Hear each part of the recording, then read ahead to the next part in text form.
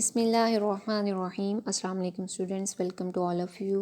उम्मीद है कि आप सब खैरियत से होंगे। आज का हमारा लास्ट टॉपिक है इस चैप्टर का, चैप्टर 4 का टॉपिक है हमारा जी nature of bonding and properties. मतलब कि बॉन्डिंग जो है आयनिक है, कोवलेंट है या मेटेलिक है, उसकी वजह से प्रॉपर्टीज़ जो कंपाउंड्स की प्रॉपर्टीज़ हैं उन पे क्या इफ़ेक्ट आता है उसको हम डिस्कस करेंगे।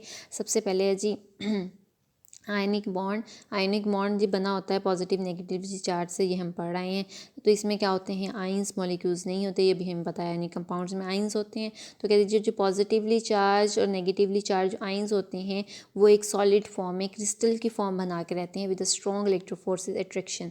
अब एक नेगेटिव है तो उसके इर्द गिर्द सारे पॉजिटिव वालों ने सराउंड किया होता है, इसी तरह से एक पॉजिटिव है तो उसके इर्द गिर्द सब नेगेटिव वालों ने सराउंड किया होता है। तो इस ये जो पॉजिटिव और नेगेटिव चार्ज की वजह से ये जो एक स्पेसिफिक अरेंजमेंट बनती है, इस स्पेसिफिक अरेंजमेंट को सॉलिड की अरेंजमेंट को सोडियम क्लोराइड में, सॉल्ट जो हम घरों में यूज़ करते हैं डोमेस्टिक पर्पसेस के लिए, टेबल सॉल्ट जो है कुकिंग पर्पसेस के लिए जो हम यूज़ करते हैं, इसको हम कहते हैं, इसकी डायग्रामेटिक रिप्रेजेंटेशन आपको दिखाई गई है। इसमें NaCl में ये जो डॉट्स हैं, ये एक आपको यहाँ पे सोडियम को मेंशन कर रहे हैं और सेकंड डॉट किसको मेंशन कर रहा है, Cl को। यहाँ पे इन्होंने मेंशन भी कर दिया है। ये जो येलो से ऑरेंज से डॉट्स हैं ये मेंशन कर रहे हैं सोडियम एटम्स को, और ये जो लाइट कलर है इसका, लाइट जिंक कलर सा है, ग्रीन सा,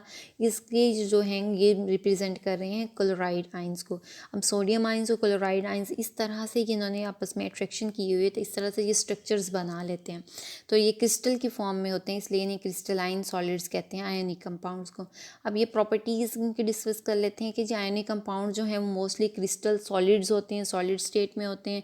जब ये सॉलिड स्टेट में होते हैं तो सॉलिड स्टेट में होने की वजह से ये इलेक्ट्रिकल कंडक्ट नहीं कर, इलेक्ट्रिसिटी को कंडक्ट नहीं करते। लेकिन अगर इनका सोल्यूशन बना लिया जाए, इसको वाटर में डिज़ोल्व करवा लेंगे, किसी और सॉल्वेंट में डिज़ोल्व करवा लें, तो they are best conductors for electricity. अब ये क्यों होता है, क्योंकि आइंस तो फ्री हो जाते हैं। तो हम यही कहते हैं इलेक्ट्रिसिटी क्यों मूव करती है, ड्यू टू आइंस। जब आइंस फ्री, जब डिज़ोल्व करवा लेते हैं तो आइंस फ्रीली मूव कर रहे होते हैं, तो वो हेल्प आउट करते हैं कंडक्टिविटी को, कंडक्ट करने को। नेक्स्ट वन है जी मेल्टिंग एंड बॉइलिंग पॉइंट्स। ज़ाहिर सी बात है जब बॉन्डिंग इतनी स्ट्रॉन्ग है तो मेल्टिंग और बॉइलिंग पॉइंट्स भी क्या होंगे, बहुत ज़्यादा इनके स्ट्रॉन्ग होते हैं। जैसे कहते हैं कि सोडियम क्लोराइड है वो ऑलमोस्ट 800 डिग्री सेल्सियस पे जाके मेल्ट हो रहा है। इस तरह से बॉइलिंग पॉइंट उसका 1430 का, मतलब 800 पर जाके वो मेल्टिंग स्टार्ट करता है और 1413 पे जाके वो बॉयल स्टार्ट करता है, गैसियस फॉर्म में NaCl आता है। तो कहते हैं जो आयनिक जो कंपाउंड्स होते हैं पॉजिटिव और नेगेटिव आयन से बने होते हैं, इसलिए इनके दरमियान जो अट्रैक्टिव फोर्सेस होती हैं अब वो भी क्या होती हैं, स्ट्रॉन्ग होती हैं। तो नेक्स्ट वन है ये डिज़ोल्व, पोलर सॉल्वेंट्स में इजीली डिज़ोल्व हो जाते हैं, जैसे कि वाटर में इजीली डिज़ोल्व हो जाते हैं। क्यों डिज़ोल्व होते हैं, water has high dielectric constant that weakens the attraction between the ions. तो वाटर जो है वो जितने भी पोलर हों आयनिक कंपाउंड्स तो सबको डिज़ोल्व करवा देता है, इवन के पोलर कंपाउंड्स को भी डिज़ोल्व करवा लेता है ड्यू टू हाइड्रोजन बॉन्डिंग। अच्छा जी, नेक्स्ट वन है कोविलेंट कंपाउंड्स। अब ऐसे कंपाउंड जिनमें जो बॉन्डिंग है, ऐसे कंपाउंड्स जिनमें जो बॉन्ड्स है वो कोविलेंट बॉन्ड होगा उसे हम क्या कहेंगे, covalent compound. The compounds that contain covalent bond to form molecules या टू फॉर्म कंपाउंड्स। तो ऐसे कंपाउंड्स जो जिनमें जो उनकी फॉर्मेशन की बेस है वो कोविलेंट पे है, तो उनको हम क्या कहेंगे, covalent compounds. Covalent compounds are made up of molecules that are. अब कोविलेंट कंपाउंड्स किससे बने होते हैं, म्यूचुअल शेयरिंग से, ये हम पढ़ रहे हैं। और जो कोविलेंट बॉन्ड होता है वो वीकर होता है देन आयोनिक बॉन्ड। और जो कोविलेंट कंपाउंड्स होते हैं वो दो नॉन मेटल्स के दरमियान बनते हैं, और आयोनिक कंपाउंड हमने पढ़ा था कि मेटल मेटल के दरमियान बनते हैं। जैसे कुछ एग्जाम्पल्स हैं, hydrogen gas, methane, carbon dioxide, sulphuric acid, glucose की एग्जाम्पल्स आपको दी गई हैं। ये सारे क्या हैं, कोविलेंट कंपाउंड्स हैं। अब ये जो कोविलेंट कंपाउंड्स होते हैं इनकी प्रॉपर्टीज़ को देख लेते हैं। इनके बॉइलिंग पॉइंट्स भी इतने ज़्यादा नहीं होते मेल्टिंग में। जैसे देखें जितने भी कोवलेंट कंपाउंड, जितनी गैसेज हैं हमारी, ऑक्सीजन गैस है, जितनी क्लोरीन गैस है, ब्रोमीन गैस है, नाइट्रोजन गैस है, तो ये सारे क्या हैं, कोवलेंट कंपाउंड है, मोस्टली गैसियस में। कुछ इनमें से कुछ होंगे जो सॉलिड लिक्विड स्टेट में होंगे और कुछ सेमी सॉलिड स्टेट में होते हैं। तो इनकी मेल्टिंग और बॉइलिंग पॉइंट लो होते हैं। ये बैड कंडक्टर्स होते हैं, हीट कंडक्ट नहीं करते, और the compounds having polar character in their nature are conductor of electricity when they dissolve in polar solvent. और ऐसे कंपाउंड जिनमें पोलर करैक्टर होता है, जो पोल्स बनाते हैं, अगर उनको हम डिसॉल्व करें पोलर के सॉल्वेंट में, जैसे वाटर में अगर आप डिसॉल्व करवा लेते हैं तो फिर वो कंडक्ट करते हैं। अदरवाइज़ इलेक्ट्रिसिटी के कंडक्टर्स गुड कंडक्टर्स नहीं हैं। वाटर में इनसॉल्युबल होते हैं, लेकिन कुछ but are soluble non aqueous solvents. Water में इनसॉल्युबल होते हैं, लेकिन नॉन एक्वस सॉल्वेंट से बेंजीन, ईथर, अल्कोहल है, उसमें सॉल्वेंट जो सॉल्युबल हो सकते हैं।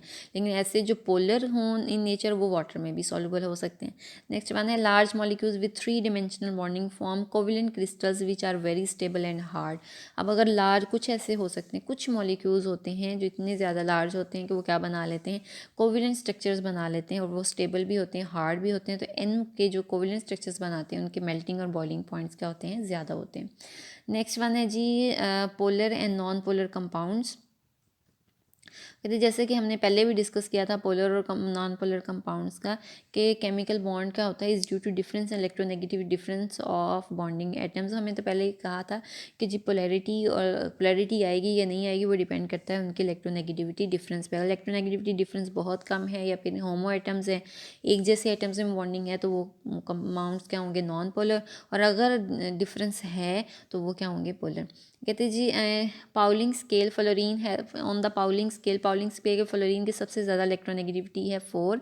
The values for other elements are calculated to relate it. Properties of non polar and polar compound differ to some extent. Non polar compound usually do not dissolve in water. हाँ जी, non polar compound poles ही नहीं है तो वो dissolve ही नहीं होंगे water में। जितनी ये गैसेज हैं वाटर में डिजॉल्व इसीलिए नहीं है, तो इसी वजह से कहते हैं। लेकिन जो पोलर कंपाउंड्स होंगे वो डिजॉल्व हो जाएंगे, जैसे हमने पहले डिस्कस किया, हाइड्रोजन बॉन्डिंग की वजह से डिजॉल्व होंगे।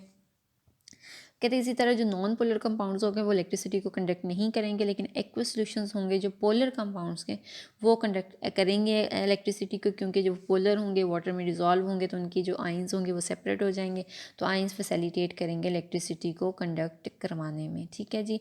नेक्स्ट है हमारा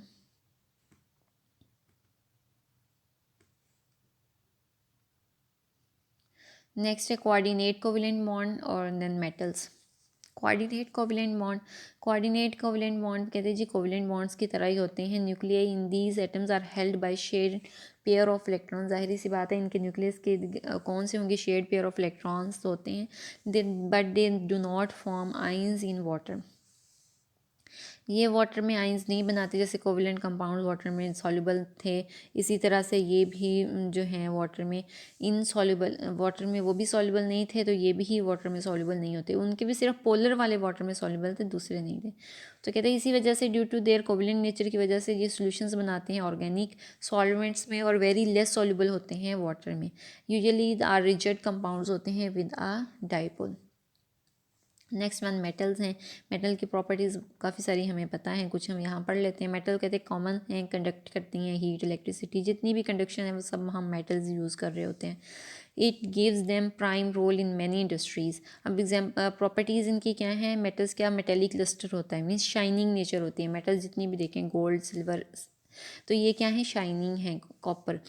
तो इसके अलावा ये मेलिएबल और डक्टाइल होते हैं। मेलिएबल मीन्स इनकी हम इन जो मेटल्स होती हैं उनको हम इनके हम शीट्स बना सकते हैं, और डक्टाइल मीन्स इनको हम वायर्स में कन्वर्ट्स कर सकते हैं।